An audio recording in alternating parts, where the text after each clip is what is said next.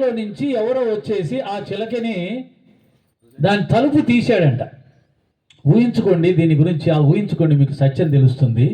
ఆ చిలకని ఎప్పుడైతే తలుపు తీయగానే ఆ పంజరం తలుపు అది బయటికి వెళ్తుంటే ఊహించండి, అసలు బయటికి వెళ్తూనే ఆలోచిస్తుంది, ఇదేంటి ఈరోజు నాకు కొద్దిగా ఎక్కువ ప్లేస్ వచ్చినట్టుంది, రెక్కలు కొడితే పైకి ఎగురుతుంది, ఇదేంటి ఇంత ఇంత హ్యాపీగా ఎగరగలుగుతున్నాను, ఎక్కడికి వెళ్తున్నాను నేను ఎక్కడికి వెళ్తున్నాను దానికి నిజంగా మీరే చిలకలను ఊహించుకొని ఎంత ఆనందం వేస్తుందో.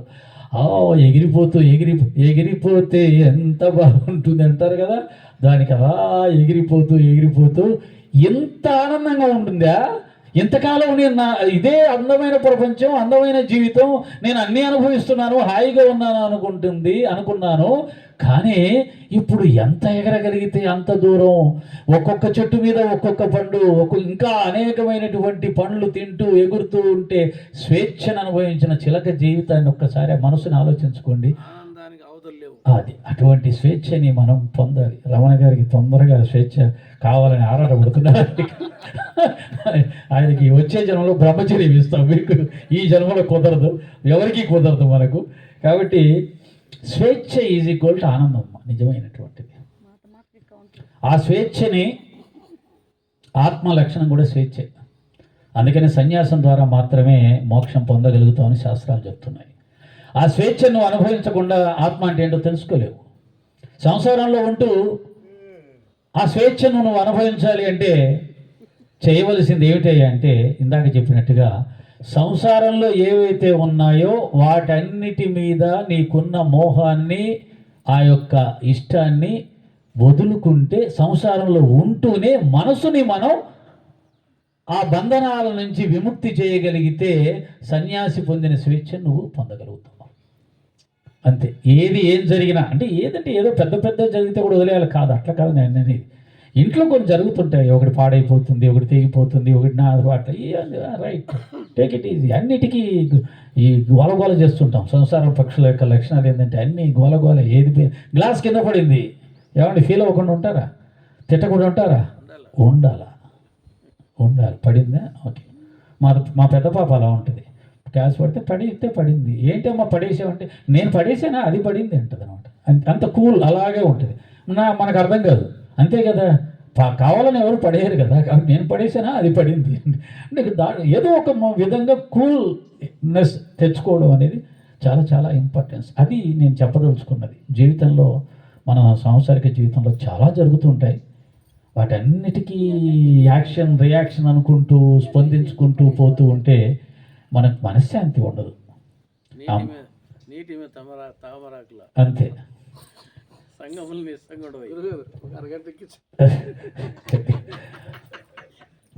సరే, అర్థమైంది అనుకుంటాను. ఏదేమైనా ఈ సత్సంగం ద్వారా నేను చెప్పదలుచుకున్నది, మన జీవితంలో అనేకం జరుగుతుంటాయి, వస్తుంటాయి, పోతుంటాయి. మీకు ఇంతకుముందు కూడా చెప్పాను, మళ్ళీ ఇప్పుడు ఇంకోసారి గుర్తు చేస్తాను. ఊరికే నేను బలాన్ని తెచ్చుకోవడానికి, మీకు కూడా అది ఒక ఉదాహరణ ఉండడానికి. ఇదే ఊళ్ళో ఉన్న ఒక ఆయన మాకు 5 లక్షలు ఏనవ పెట్టించాడు, అది బాండ్ రాసిచ్చాడు. అది ఇప్పుడు దాదాపు 10-15 లక్షలు ఉండొచ్చు. కానీ దాని డేట్ కూడా అయిపోయింది. ఆయన ఇక్కడే ఉన్నాడు. ఆమె కానీ నేను కానీ ఎప్పుడైనా వెళ్దామని అడుగుదాం కానీ అనుకోలేదు. వదిలేసి సుమారు 5 సంవత్సరాలు అయింది. బాండ్ రాసిచ్చి అంటే రాగం కాదు, అసలు ఆలోచనే లేదు. అది వచ్చినా రాకున్నా ముందు నీకు ఆలోచన తీసేసుకోవడం అనేది నేర్చుకోకపోతే, అది ఉందే ఓసారి పోయి అడుగుదామా, తిడదామా, కొడదామా ఉంటాయి. అవి లేకుండా మనం ఉండగలిగితే అదే ఆధ్యాత్మిక సాధన. అలాంటివి ఎన్నో జరుగుతుంటాయి జీవితంలో. నాకో రకంగా, కృష్ణకో రకంగా, ఆకో రకంగా చాలామందికి జరుగుతుంటాయి. ఉన్నదా? ఇప్పుడు ఉన్న తినడానికి ఉంది కదా, ఉండడానికి ఉంది కదా, తినడానికి, ఉండడానికి, పడుకోవడానికి ఇబ్బంది ఏం లేదు కదా, హ్యాపీగా ఉండాలి అంతే. పోయిన దాన్ని గుర్తుపెట్టుకోవడం, పోతుందేమో అని భయపడ్డం, ఇవి తీసేసుకుంటే మనసుకు చాలా వరకు నిశ్చలత్వం వస్తుంది. అది సరే. ఆధ్యాత్మికం వల్ల మనం పొందే ప్రయోజనం గురించి మీకు చెప్పే ప్రయత్నంలో కొద్ది బలంగా గుర్తుండాలి. మళ్ళీ చెప్తున్నా, 60 దాటిన వాళ్ళు ఏది పెట్టినా తినాలి, ఎలా ఉన్నా సర్దుకోవాలి. ఆ కోరికల్ని వయసుతో పాటు పెంచుకుంటూ వచ్చి అవి అలాగే ఉంటే మాత్రం ఇల్లు నరకమే. అది అది ఖచ్చితంగా అది ఎవరికి. నేను ఇప్పటికే మా అత్తగారిని చూసి నేర్చుకుంటూ ఉంటా. దేవుడా, ముసలితనం వచ్చిన తర్వాత ఇలాగే ఉంటామా? ఇలా ఉండొద్దు. మరి ఎలా ఉండాలి? ఆధ్యాత్మిక జ్ఞానంతో మౌనంగా ఉండాలి. ఏం జరిగినా దాని గురించి స్పందన లేకుండా ఉండాలి. ఇదే చెప్తున్నా, ఏం పెట్టినా తినాలి. వాళ్ళు ఏమన్నా ఏం పట్టించుకోవద్దు. నేను ఎవరిని ఏమీ అనకూడదు. మౌనాన్ని ఆశ్రయించాలి. ఎప్పుడు దేవుడి ధ్యాసలో ఉండాలి. అలాంటి సాధన అనేది మనం చేసుకోకపోతే వృద్ధాప్యం నరకంగా ఉంటుంది. మన వల్ల పిల్లలకి నరకంగా ఉంటుంది, వాళ్ళ వల్ల మనకు నరకం అవుతుంది. మన నరకాన్ని మనమే సృష్టించుకుంటాం. కోరికలే దుఃఖ కారణం అని బుద్ధుడు చెప్పినటువంటిది వృద్ధాప్యంలో చాలా చాలా ఎక్కువ అవుతుంది.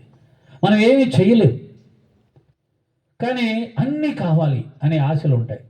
అవన్నీ కూడా మనకు దుఃఖాన్ని తెస్తాయి.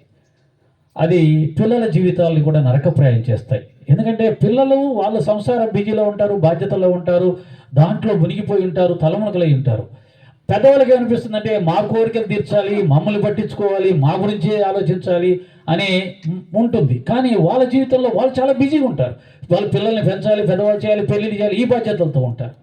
అందులో చూడాలా, మిమ్మల్ని చూడాలి. నేనేమంటే అయిపోయింది మన జీవితం. 60 సంవత్సరాలు తిన్నాం, 70 సంవత్సరాలు తిన్నాం, ఏమొచ్చింది తింటే?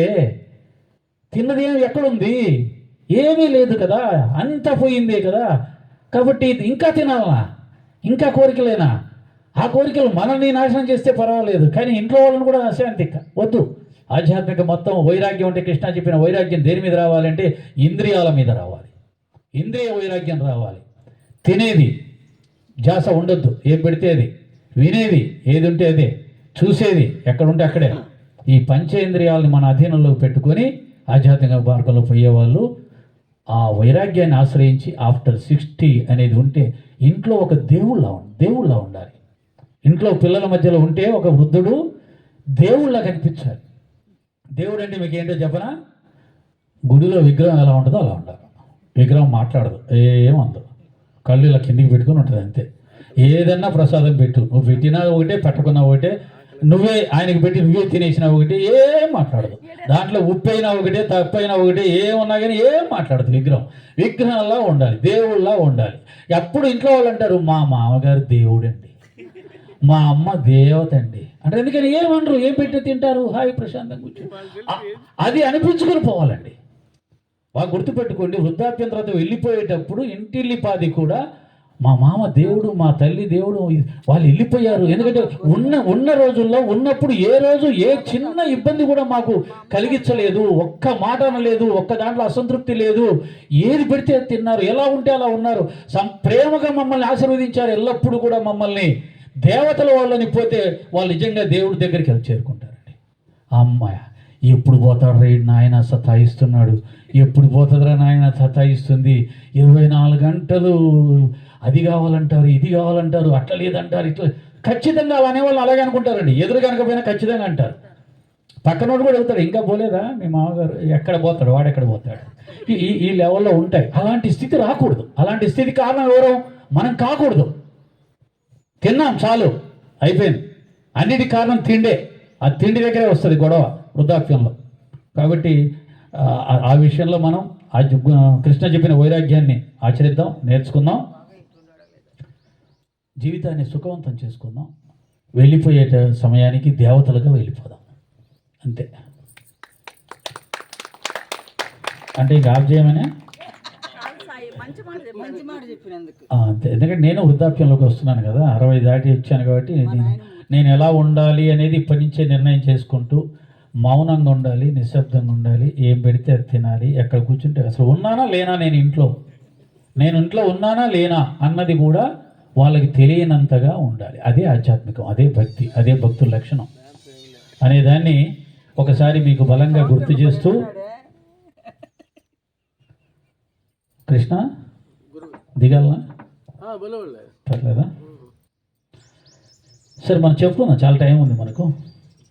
ఇప్పటి వరకు చెప్పిందని ఏంటంటే కొన్ని జీవితాల్లో కొన్ని మార్పులు మనం తెచ్చుకోవడానికి, మన జీవితాలని మన చేతుల్లో పెట్టుకొని, మన ఆనందాన్ని మన చేతుల్లో పెట్టుకొని వెళ్ళిపోయే సమయానికి దేవతలుగా పోవాలి అనే ఒక వృద్ధులకి, అందరికీ నాతో కలిపి కూడా నాకు బాగా సచ్చరిత్రలో చదివిన వాళ్ళల్లో నేను కొన్ని అధ్యాయాలు చెప్తాను.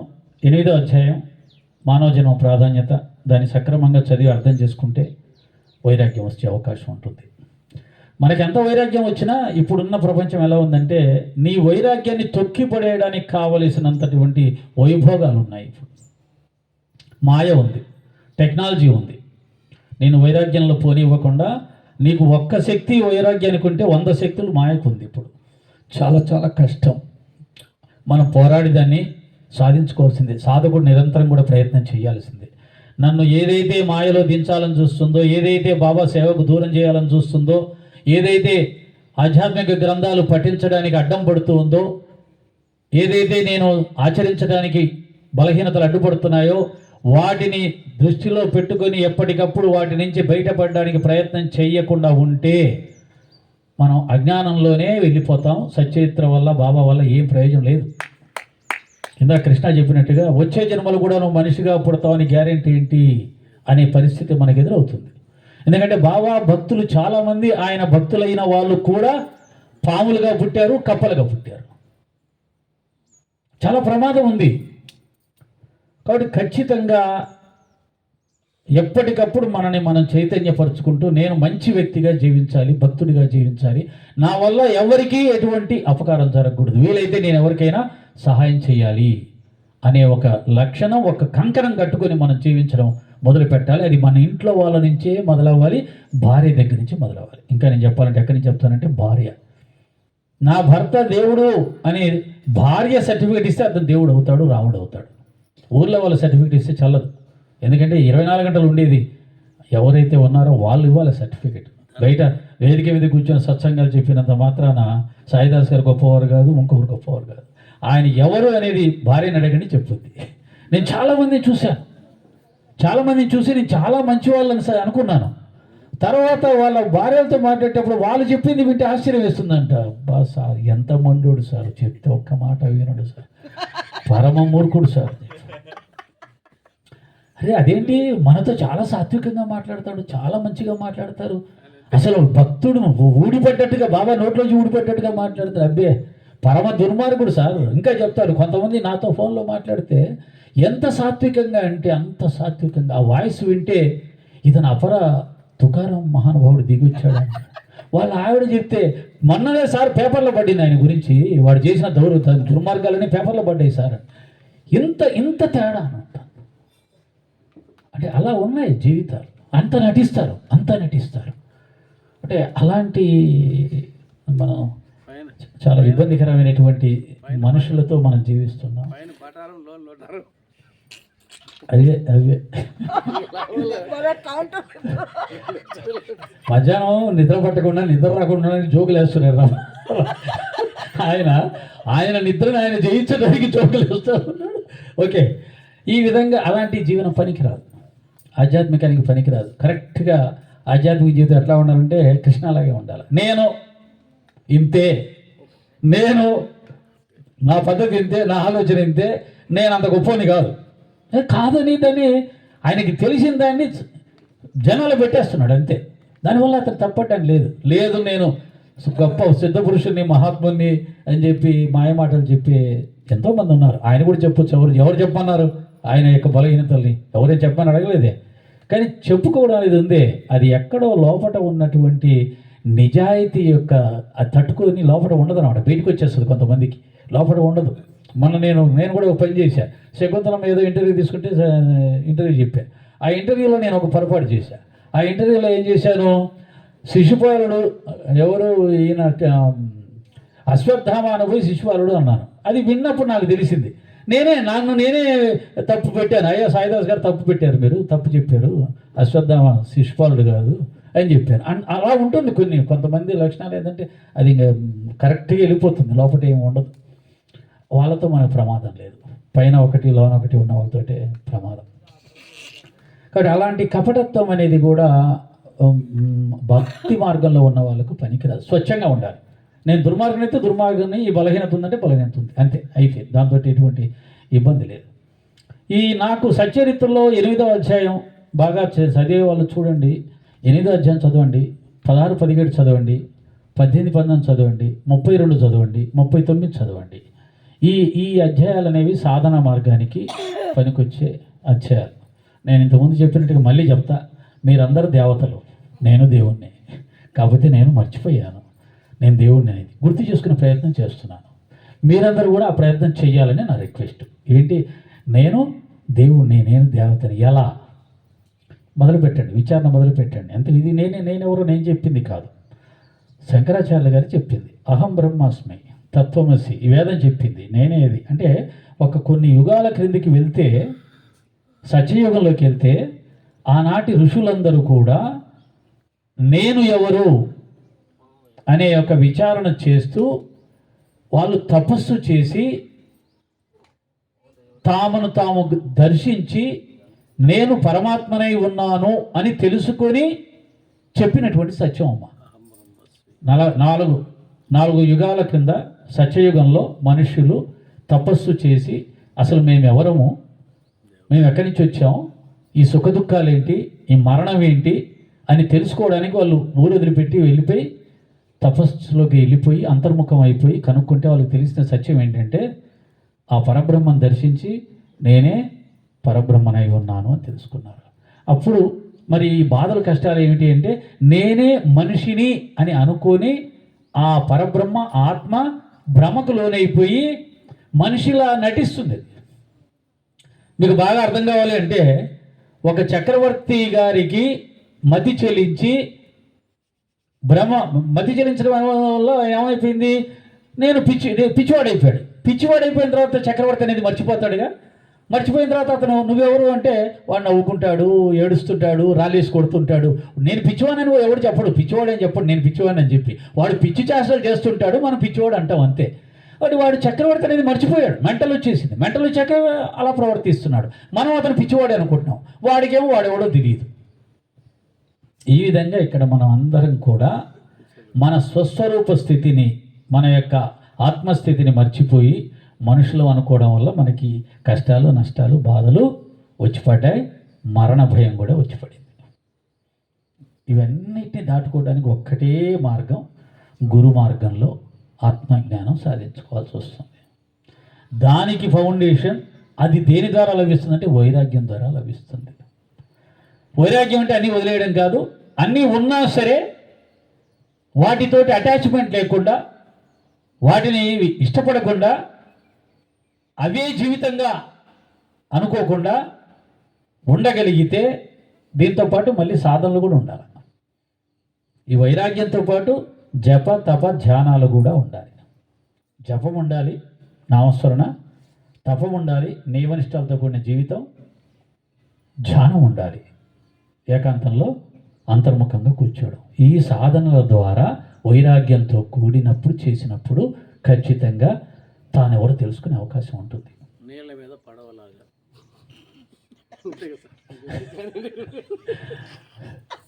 అదే అంటారు కదా, సంగముల నిస్సంగడు అయిన. ఎస్, అది ఆయన బాగా ఆచరిస్తుంటాడు, అందుకని అంటున్నాడు. కాబట్టి ఆ విధంగా మనం వైరాగ్యాన్ని జపతప సాధనలు చేయడం ద్వారా నాకేం చెప్పాలనిపిస్తుందంటే ఆ గ్రంథాలు చదివింది పూర్వజన్మ సంస్కారం వల్ల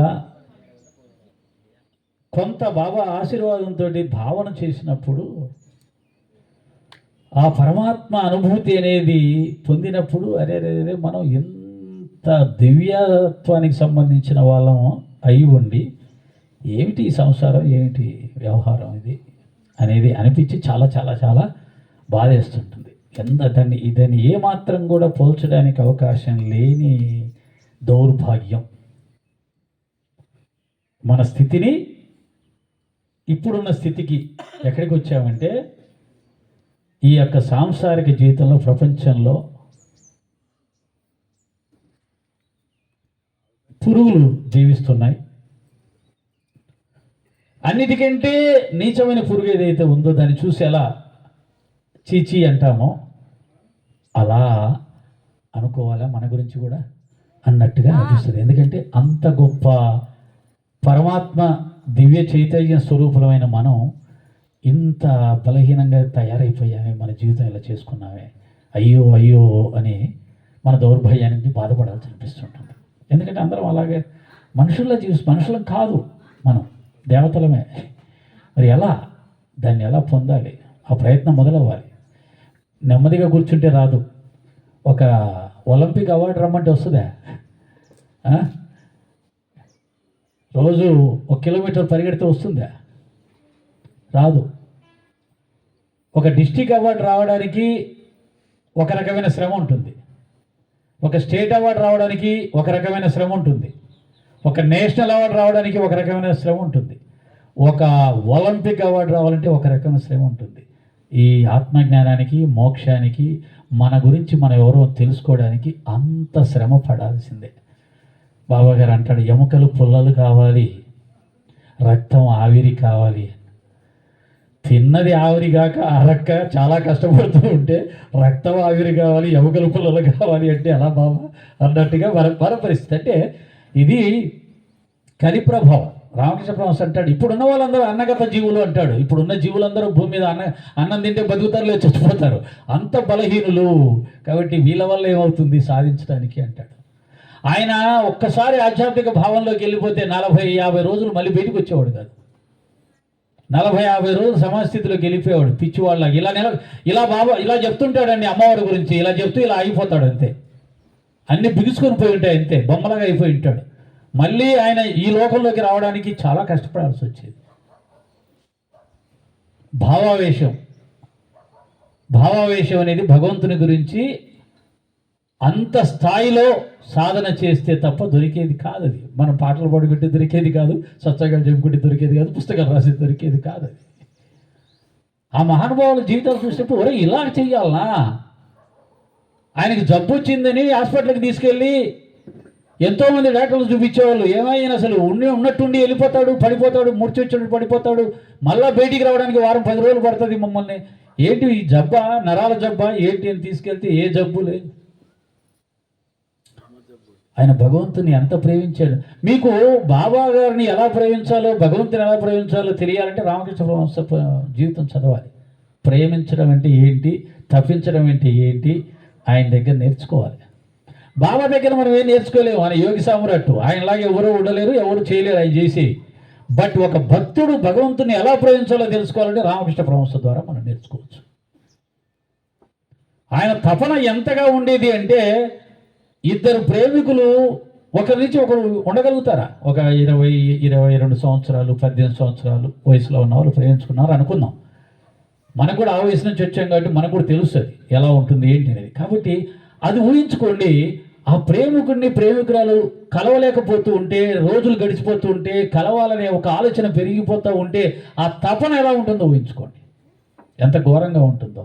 ఆయన భగవంతుడి గురించి అంతగా తప్పించాడు. ఆ తపనలో ఆయనకి ఒళ్ళంతా కాలిపోయి జ్వరం వచ్చిందని చెప్పేసేసి ఆయన డాక్టర్ల దగ్గరికి తీసుకువెళ్తే అది జ్వరం కాదు అని తేల్చిపడేశారు.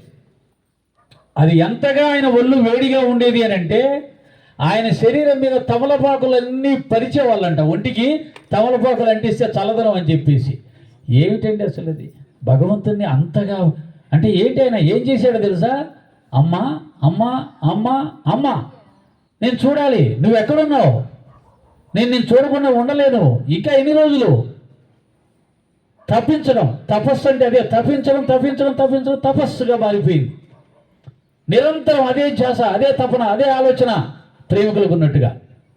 అలా చేయగా చివరికి అప్పటికి కూడా అమ్మవారు సాక్షాత్కారం కాకపోతే ఆయన చేసిన పని ఏంటో తెలుసా? అమ్మా నువ్వు నాకు కనిపించట్లేదు, సాక్షాత్కారం ఇవ్వట్లేదు, నిన్ను చూడని ఈ జన్మ నాకెందుకు అని చెప్పి కత్తి తీసుకొని శిరస్సు నరక్కోవడానికి ప్రయత్నం చేస్తే అప్పుడు వచ్చింది అమ్మ. అంత తపన ఎవరికి ఉంది? బాబా ఎక్కడ నువ్వు? 20 అయింది, 30 అయింది, 40 సంవత్సరాలు అయింది నీ మార్గంలో ఉండి, ఎక్కడున్నావు? నువ్వు నాకు కనిపించట్లేదు, నిన్ను చూడాలని తప్పిస్తున్నానని అడిగే భక్తుడు ఉన్నాడా? రామకృష్ణ పరమహంస అదే అంటాడు, లోకంలో అందరూ అన్నీ కావాలని ఏడ్చే వాళ్ళు ఉన్నారే కానీ భగవంతుడి గురించి ఏడ్చే వాళ్ళు ఎవరున్నారు అంటాడు. ఏడ్చామా ఎప్పుడన్నా భగవంతుడి గురించి? కొంతమంది ఏడ్చిన వాళ్ళు నాకు తెలుసులే, ఉన్నారు, ఏడుస్తుంటారు భగవంతుడి గురించి. ఓకే, అది ఉండాలి. భగవంతుడి గురించి ఆ తపన, ఆయన చూడాలి, ఆయనతో మాట్లాడాలి అని. అలా ఆయన, అందుకని ఆ ఎక్స్పీరియన్స్, ఆ సాధనలు, ఆ సెల్ఫ్ సాధనలు, స్వయంగా చేసిన అనుభవాలు, దాంట్లో నుంచి వచ్చినదే భగవంతుని చూడాలంటే ఎటువంటి తపన ఉండాలో తెలుసా అని ఆయన ఎంత ప్రాక్టికల్గా చెప్పాడంటే, జుట్టు పట్టుకొని నిన్ను తీసుకెళ్ళి ఒక నదిలో నీళ్ళల్లో ముంచి పడేసినప్పుడు అందరూ ఒకసారి ఊహించుకోండి, మనని ఎవరైనా ఈత రాని వాళ్ళని జుట్టు పట్టి నీళ్ళల్లో మన శిరస్సుని ముంచినప్పుడు పరిస్థితి ఏంటి? 2 నిమిషాలు, 1 నిమిషం కాకముందే గిలగిల కొట్టుకొని నన్ను ఎవరైనా రక్షిస్తే బాగుండు, తొందరగా నీళ్ళ నుంచి పైకి రావాలని అనేసి ప్రయత్నం చేస్తాం, కొట్టుకొని చేస్తాం. అంతగా తప్పించాలంట దేవుడి గురించి. అక్కడ దొరుకుతాడు దేవుడు. ఏమి లేవు, ఆ తపనలు లేవు, ఆ తపస్సు లేదు, అసలు ఆయన చూడాలనే కోరిక లేదు. ఈ రోజుల్లో అయితే ఎవరికైనా భగవంతుడి గురించి వినాలి అనే ఒక శ్రద్ధ ఉంది, ఆయన గురించి పాడుకోవాలనే శ్రద్ధ ఉంది, ఇంతవరకే ఆగిపోయింది. కానీ నేను భగవంతుని చూడాలి అని అనుకునే లక్షణం ఈ రోజుల్లో ఎవరికి లేకుండా అయిపోయింది. కారణం ఏంటంటే, ఇంతకుముందు చెప్పినట్టుగానే ఈ మాయలో మనం ఆనందిస్తున్నాం, మాయతో ఆనందిస్తున్నాం, బంధాలతో ఆనందిస్తున్నాం. నువ్వు ఒక దానితో ఆనందించేటప్పుడు ఇది వద్దని ఎలా అనిపిస్తుంది నీకు? నువ్వు దేన్నైతే ఆనందిస్తున్నావో దాన్ని వద్దని ఎందుకు అనుకుంటావు? కాబట్టి ఖచ్చితంగా మనం మాయతోటే ఉండడానికి ఇష్టపడుతున్నాం. అదే మోక్షానికి ఆటంకం. ఇవన్నీ పెద్ద పదాలు, మోక్షం, ఇవన్నీ ఈ రోజుల్లో చాలా పెద్ద పదాలు. మోక్షం అంటే అసలు మోక్షం ఎందుకండి అనేది ప్రశ్న. ఇప్పుడు మోక్షం ఎందుకు? హ్యాపీగా ఉంది కదా, 5 గంటలకి ఇలా టీ వస్తుంటుంది, పొద్దున టీ తాగుతాం, మధ్యాహ్నం భోజనం చేస్తాం, చక్కగా నాలంటోడు అయితే టీలో 2 బిస్కెట్లు కూడా నంచుకొని తింటాం. నాకే అనిపిస్తుంది, మీకు కాదు. ఇప్పుడు కృష్ణ పొద్దున సత్సంగం చెప్తుంటే మధ్యాహ్నం నాకే తగులుతుంది. ఏమని? మాకు జన్మ మోక్షం ఎందుకు బాబా, మళ్ళీ జన్మిస్తాం మేము, నీ సేవ చేసుకోండి. నేను ఇప్పుడు అదే ఉన్నా, అందులోనే ఉన్నా. నేను బాబా రోజు అదే ప్రార్థిస్తున్నా, ప్రతి జన్మలో నీ భక్తుడిగా ఉంటే. ఎందుకంటే బాగుంది, పొద్దున్నే మావిడ గ్రీన్ టీ ఇస్తుంది, 2 మంచి బిస్కెట్లు ఇస్తుంది, తింటున్నాను. పెద్ద ఎల్ఈడి టీవీ వచ్చింది, దాంట్లో ప్రోగ్రామ్స్ చూసుకుంటూ ఎంజాయ్ చేస్తున్నాను, హ్యాపీగా ఉంది. హ్యాపీనెస్ ఎక్కువైనప్పుడు వైరాగ్యం ఎక్కడి నుంచి వస్తుంది? మోక్షం కావాలి. పూర్వకాలంలో వాళ్ళకి తినడానికి తిండి తిప్పలు ఉండేవి కావు కాబట్టి ఎక్కడికి వచ్చిన జన్మరా దేవుడా, ఈరోజు తిండికి పిల్లలకు అన్నం పెట్టాలంటే నానా కష్టాలు పడాల్సి వస్తుంది. తినడానికి తిండి, కట్టుకోవడానికి బట్ట, ఉండడానికి ఇల్లు ఉండేది కాదు. ఏ మానవ జన్మ తండ్రి, మాకు మోక్షమే నాయన అనేవాళ్ళు అప్పట్లో. అందుకనే దరిద్రం నారాయణ అన్నారు, ఊరికే అల్లా. ఆ దరిద్రంలో ఉంటే ఆయన గుర్తొస్తాడు, మోక్షం గురించి ఆలోచన వస్తుంది. అన్ని నేను అదే అంటాను, మా వాళ్ళు అమెరికా పిలిచి అమెరికాలో సత్సంగం చేయండి. ఏం చేయాలి? మీ అమెరికాలో సత్సంగాలు ఏంటి? అమెరికాలో ఉండేదే భోగాలు అనుభవించడానికి వచ్చాం, ఇంకా లగ్జరీగా అనుభవించడానికి వచ్చాం, ఇంకా సంపాదించుకోవడానికి వచ్చాం, ఇంకా ఇంకా కావాలని కాడికి వచ్చి సత్సంగం చెప్పండి. ఏం సత్సంగం చెప్పాలి? ఇండియాలో ఉన్న వాళ్ళకే సత్సంగం చెప్పించుకునే అర్హతలు పోయాయి మ్యాక్సిమం. ఇప్పుడు ఉన్నటువంటి పరిస్థితుల్లో అందరూ సుఖాల్లో హ్యాపీగా లగ్జరీగా జీవిస్తున్నారు కాబట్టి సత్సంగం చెప్పించుకునే స్థితి ఎవరికి లేదు. ఎక్కడ సుఖాలు స్వర్గంలో ఉన్నారు. స్వర్గంలో ఉన్న వాళ్ళకి ఎప్పుడు మోక్షం రాదు. అమెరికా ఎటువంటిదంటే స్వర్గం లాంటిది. స్వర్గంలో ఉన్న వాళ్ళు మళ్ళీ భూమి మీద పుట్టి మనిషిగా పుట్టి మోక్షం పొందాల్సిందే అంటాడు. కాబట్టి స్వర్గలోకంలో ఉన్న వాళ్ళకి కూడా మోక్షం లేదు. కారణం ఏంటి? అక్కడ సుఖాలు, అన్ని సుఖాలే, అంత హ్యాపీ, ఏది కావాలంటే వచ్చేస్తుంటాయి. రాంబాబు ఊరేసి వెనక నాట్యం చూడొచ్చు, ఏం కావాలంటే ఇవి తినొచ్చు, గాలిలో తేలొచ్చు, అన్నీ. ఇంకేంటి? అవి ఉన్న చోట భగవంతుని పొందాలని ఎందుకు అనిపిస్తుంటుంది? కాబట్టి ఎక్కడ సుఖాలు, ఎక్కడ భోగాలు, ఎక్కడ ఐశ్వర్యం ఉంటుందో అక్కడ పరమాత్మ తత్వాన్ని తెలుసుకునే అవకాశం ఉండదు. ఇలాంటి ఒక విచిత్రమైన పరిస్థితుల్లో మనం జీవిస్తున్నాం. నాకు అనిపిస్తుంది ఇలాంటి సందర్భంలో సత్సంగం, సచ్చరిత్ర, ముఖ్యంగా బాబాగారి మార్గంలో సచ్చరిత్ర, సత్సంగం చెప్పమంటే నా వరకైతే 100% సచ్చరిత్ర మోక్షం గురించి మాత్రమే ప్రయత్నం చేసే సాధన. ఆ మోక్షపు సాధనలో, ప్రయత్నంలో ఫస్ట్ క్వాలిటీ క్యారెక్టర్. నీ క్యారెక్టర్ పర్ఫెక్ట్గా ఉండాలి, నువ్వు పవిత్రంగా ఉండాలి, మంచి జీవితం, మంచి ఆలోచనలు, మంచి మనస్తత్వంతో జీవించాలి. ఫస్ట్ క్వాలిటీ అది చెప్తాడు సచ్చరిత్ర నిండా. అలాంటివి కూడా ఉంటాయి. బాబా దగ్గరికి వచ్చిన వాళ్ళందరిలో అది సరి చేస్తాడు, వాళ్ళ గుణాలు సరి చేస్తూ ఉంటాడు. కోపం వద్దు, ఈర్ష్య వద్దు, ఇతరుల గురించి చెడుగా మాట్లాడొద్దు, ఉన్నదాంతో సర్దుకో, వెనకాల ఒకటి ముందొకటి మాట్లాడొద్దు, వాదనలొద్దు, ఉన్నదాంతో తృప్తిగా జీవించు, నీకేమన్నా కావలిస్తే భగవంతుని అడుక్కో. ఇలా మన క్యారెక్టర్ని సరిచేసే ప్రయత్నం ఒకటి. రెండో స్టెప్కి వచ్చేసరికి భగవంతుడి గురించి తెలుసుకో, గురువు గురించి తెలుసుకో, ఈ ప్రపంచం గురించి తెలుసుకో, నీ గురించి తెలుసుకో.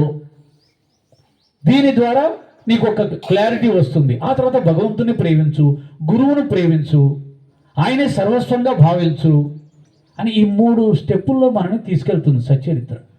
ఎక్కడ చూసినా కృష్ణ చెప్పినట్టుగా ప్రతి అధ్యాయంలో కూడా ఉపోద్ఘాతంలో చెప్పిందంతా జ్ఞానమే, ఆత్మజ్ఞానమే.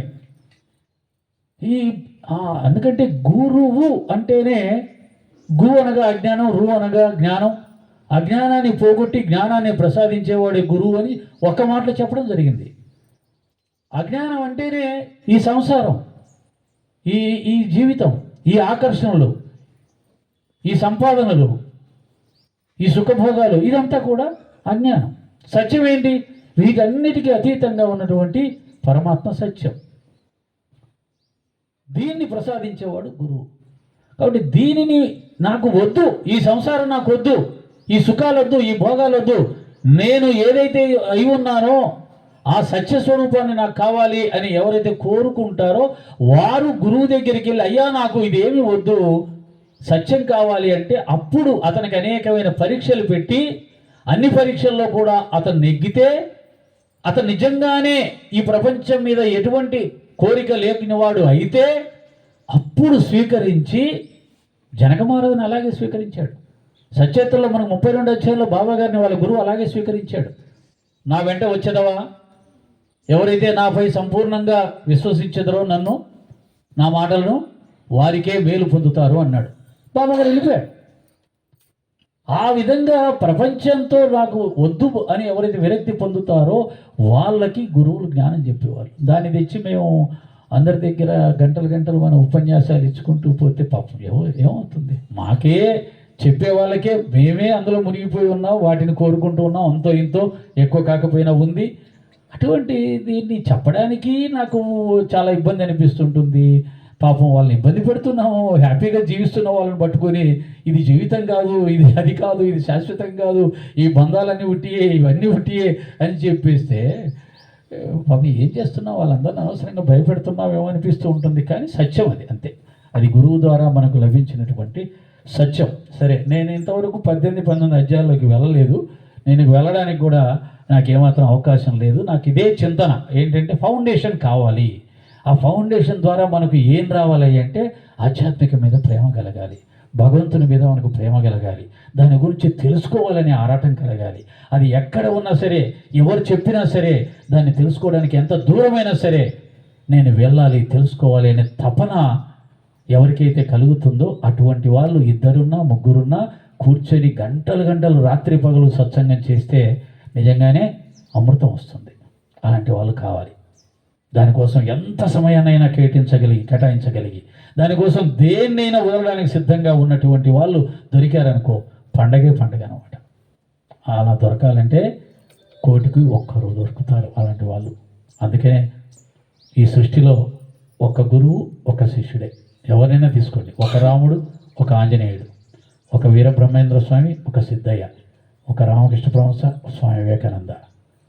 ఇలా ఒక గురువు, ఒక శిష్యుడు, ఒక్కడే శిష్యుడు కాగలిగిన అర్హతలు ఉండేవి.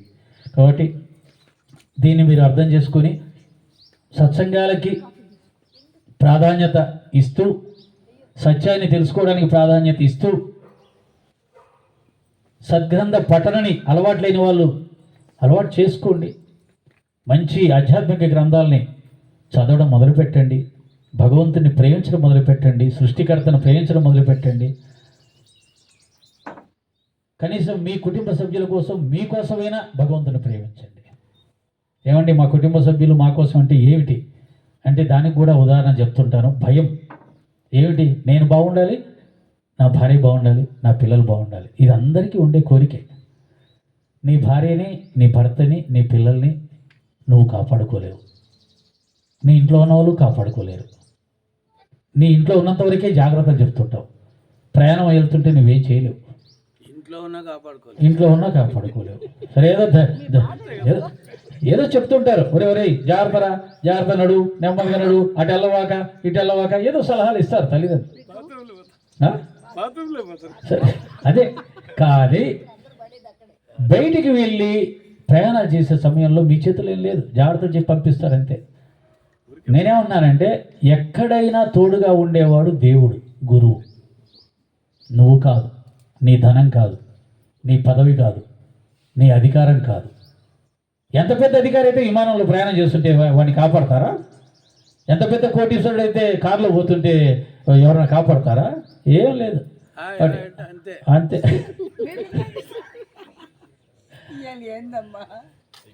కాబట్టి నేనేమంటున్నానంటే నీకు ఎక్కడైనా తోడు, నిజంగా నీ పిల్లల్ని నువ్వు ప్రేమిస్తుంటే, నీ భర్తను నువ్వు ప్రేమిస్తుంటే, నీ భార్యను నువ్వు ప్రేమిస్తూ ఉంటే దేవుణ్ణి అంతకంటే ఎక్కువగా ప్రేమించు, గురువుని అంతకంటే ఎక్కువగా ప్రేమించు. ఎందుకంటే ఎక్కడైనా నిన్ను నీ కుటుంబాన్ని కాపాడగల శక్తివంతుడు, సర్వవ్యాపి, అంతటా ఉండేవాడు ఒక్క పరమాత్మ. కాబట్టి ఆయన్ని కూడా జీవితంలో అత్యంత ముఖ్యమైన వ్యక్తిగా ప్రతి ఒక్క వ్యక్తి భావించి జీవించాలి. అది పిల్లలకు నేర్పించండి, పిల్లలకు నేర్పించండి, మనం నేర్చుకుందాం. దేవుడు, గురువు అనేది మన జీవితంలో చాలా అందరికంటే ముఖ్యమైన వాడు. నేను నా భార్యను ఎక్కువగా ప్రేమిస్తున్నానంటే అర్థం ఆయన కంటే నేను బాబాని ఎక్కువగా ప్రేమించినప్పుడే. ఎందుకు నేను బాబాని ఆమె కంటే ఎక్కువ ప్రేమిస్తున్నానంటే నా భార్యను చల్లగా చూడు బాబా. నా పిల్లల్ని నేను ఎక్కువగా ప్రేమిస్తున్నానంటే దాని అర్థం వాళ్ళకంటే నేను బాబాని ఎక్కువగా ప్రేమించాలి. ఎందుకని నేను ఎక్కువగా ఆయన్ని ప్రేమిస్తే ఆయన నా బిడ్డల్ని, నా భార్య పిల్లల్ని జాగ్రత్తగా చూసుకుంటాడు. అందుకే నా సమయం అంతా నేను ఆయనకే కేటాయించి, నా ధనాన్ని అంతా ఆయనకే కేటాయించి నేను ఆయన్ని చూస్తే, ఆయన్ని ప్రేమిస్తే ఆయన నా కుటుంబాన్ని అంతా చాలు. ఇది నిజమైన ప్రేమ కదా. ఇది ఏమీ తెలియకుండా నా భార్యను ప్రేమించుకుంటూ పిల్లలు ఆయన అసలు పట్టించుకోకపోతే అయిపోయి ఇంకేంటి. నీ జ్ఞానం లేదు, అజ్ఞాని నువ్వు. నీ భార్య, నీ పిల్లల్ని ఎవరు నువ్వు కాపాడుతావా? ఎవరు కాపాడలేరు. కాపాడేవాడిని పక్కన పెట్టేశావు. ఈ రహస్యాన్ని అయినా గ్రహించి ఇక్కడికి వచ్చిన వాళ్ళందరూ రోజు గురువుకి చేయవలసినటువంటి ఆ పూజా విధానాన్ని వీలైనంత వరకు శ్రద్ధాభక్తులతో, మనకు బాబాగారి మార్గంలో 4 హారతులు ఇచ్చారు. 4 హారతులు 4 సమయాల్లో ఇంట్లో ఉన్న ఆడవాళ్ళు చక్కగా కుటుంబ క్షేమం కోసమైనా సరే ఆయనకి ఆరాధన చేసి, హారతి ఇచ్చి, ఆయన్ని ప్రార్థన చేసి, అందరినీ చల్లగా చూడిన తండ్రి అని ఆ విధంగా చేయగలిగితే మంచిది. అలాగే ఈ సచ్చరిత్ర గ్రంథాన్ని, బాబా జీవిత చరిత్ర గ్రంథాన్ని చక్కగా ఖాళీ సమయంలో ఏముంటుందండి, 24 గంటలు మనం ఖాళీగా ఉంటాం. చాలా వరకు పనులు అయిపోయిన తర్వాత రోజుకు ఒక అధ్యాయం చదువుకుంటే దాని ద్వారా బాబా అంటే ఏంటో తెలుస్తుంది, జీవితం అంటే ఏంటో తెలుస్తుంది. దాని ద్వారా మన జీవితం మారిపోతుంది. దీన్ని ఆధ్యాత్మిక జీవితం అంటారు. భగవంతుని ఆరాధన, భగవంతుని గ్రంథ పఠనం, భగవంతుని సంకీర్తన, భగవంతుని సత్సంగాలు, ఇలా ఈ భగవంతునికి దగ్గర కావడానికి ఏవైతే చెప్పబడ్డాయో అవన్నీ కూడా చేసుకుంటూ పోతే భగవంతునికి ప్రేమ కలుగుతుంది. ఆ ప్రేమే నిన్ను భగవంతుని మార్గంలో నడిపిస్తుంది. అదే ఈ యొక్క భౌతిక జీవితాన్ని కూడా కాపాడుతుంది, నీ కుటుంబాన్ని. చాలామంది మనం సంపాదనలో ఉండి మన సంపాదన మనం కాపాడుతుంది, మన కోట్లే మనం కాపాడతాయి, మన డబ్బులే మనం కాపాడతాయి అన్నట్టుగానే బతికేస్తున్నాం 90%. అది కాదు. అలాగే కొంతమంది అనుకుంటారు గుళ్ళకి వెళ్తున్నాం, గోపురాలకు వెళ్తున్నాం, స్నానాలు చేస్తున్నాం, సంధ్యాలు చేస్తున్నాం. కాదు, అక్కడితో అయిపోయింది అనుకుంటే కుదరదు. నువ్వు నీ ఇష్టదైవంతో, వీలైనంత నీ ఇష్టదైవంతో కనెక్షన్లో ఉండాలి అని అంటే రోజు ఆ పూజా విధానము, ఆ ఆరాధన విధానము శ్రద్ధాభక్తులతో జరిగి తీరాల్సిందే నీ ఇంట్లో, ఎప్పుడో ఒకసారి కాదు. కనుక అందరూ భగవంతుని ప్రేమిద్దాం, గురువుని ప్రేమిద్దాం. గురువు రక్షణ చాలా గొప్పది, భగవంతుడి కంటే గొప్పది. కాబట్టి గురు మార్గంలో మనం ప్రయాణం చేసి గురువు అనుగ్రహాన్ని పొంది ఈ జీవితాన్ని చరితార్థం చేసుకుందాం. ఎక్కువ సమయం తీసుకుంటే మన్నించండి. నేనైతే 18 వచ్చాను, చెప్పలేకపోయినా మన్నించండి. ఇది కూడా ఇదే కృష్ణ మళ్ళీ ఒప్పుకోడు, కానీ నేనేం మాట్లాడేది లేదు. కృష్ణ అంతా ఆయన మాట్లాడించింది ఇప్పటి వరకు. మనం ఏదో మాట్లాడదాం అనుకుంటాం కానీ మన చేతిలో ఏమీ ఉండదు. కాబట్టి ఇది నెక్స్ట్ కృష్ణ గారికి ఇస్తున్నాను. సాయిరామ్, రండి. ఫౌండేషన్ ఫౌండేషన్ ఫౌండేషన్ అందరం భక్తులుగా జీవితాన్ని మలుచుకుందాం. భక్తులుగా కొంత టైం ఆయనకి ఎక్కువ కేటాయిద్దాం. సాయిరామ్.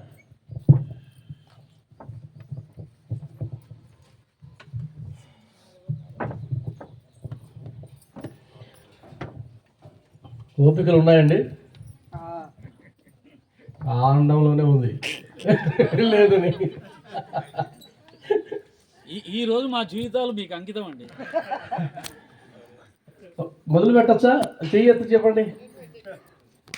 Okay okay